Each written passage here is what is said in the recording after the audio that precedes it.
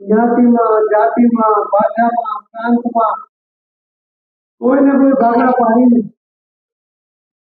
રાજ કરવાના એકમાત્ર ધ્યેય સાથે સમાજનું સુંદર આવતીકાલે આ દેશનું સુંદર થાય એની ચિંતા કર્યા વગર પુનઃ મરકી થાય તો થાય, નિર્દોષ લોકોના જાન જાય તો જાય, પણ હુલ્લો કરાવીને પણ એ પોતાના હિત સાધવા માટેનો પ્રયત્ન કરતા હતા.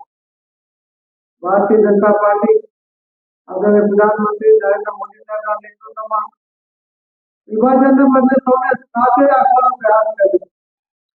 ફક્ત પ્રયાસ નથી કરતા, સફળ પ્રયાસ એમનો થયો છે. એટલા જ માટે આજે દેશ અને દુનિયામાં લોકો ભારતની તાકાત से સ્વીકારતા થયા છે, ભારતની ટેલેન્ટ से સ્વીકારતા થયા છે. ભારત જેની ઝડપે આગળ વધી રહ્યું છે એના કારણે એમને પણ લાગે છે કે ભારત મોદી સાહેબના નેતૃત્વમાં જે આગળ વાત વળી રહી છે એ આવનારા દિવસોમાં મહાસત્તાઓને પણ પડકાર આપવા માટે સક્ષમ થઈ જશે એવું અમને લાગે છે.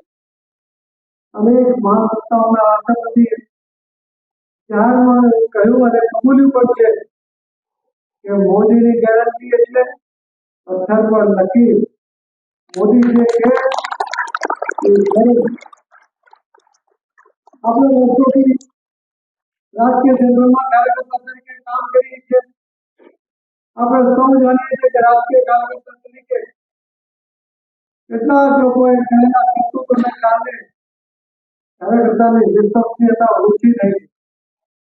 હવે એમ કહી શકાય કે સદી જેને બેઠી હતી આજે દ્રષ્ટાંત આપી શકાય કે રાજકીય પાર્ટીનો કાર્યકર્તા કેવો હોય, એમ કહી શકાય કે નરેન્દ્ર મોદી સાહેબ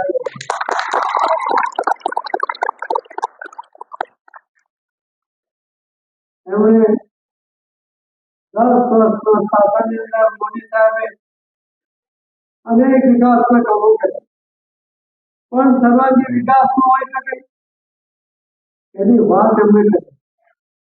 1978 મનમોહનસિંહજી પ્રધાનમંત્રી હતા ત્યારે ગર્વથી કહેતા કે અમારા પ્રધાનમંત્રી તો અર્થશાસ્ત્રી છે.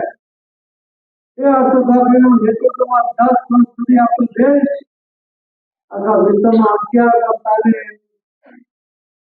આર્થિક સ્થિતિ હતી. એની મજબૂતાઈ હતી કે 11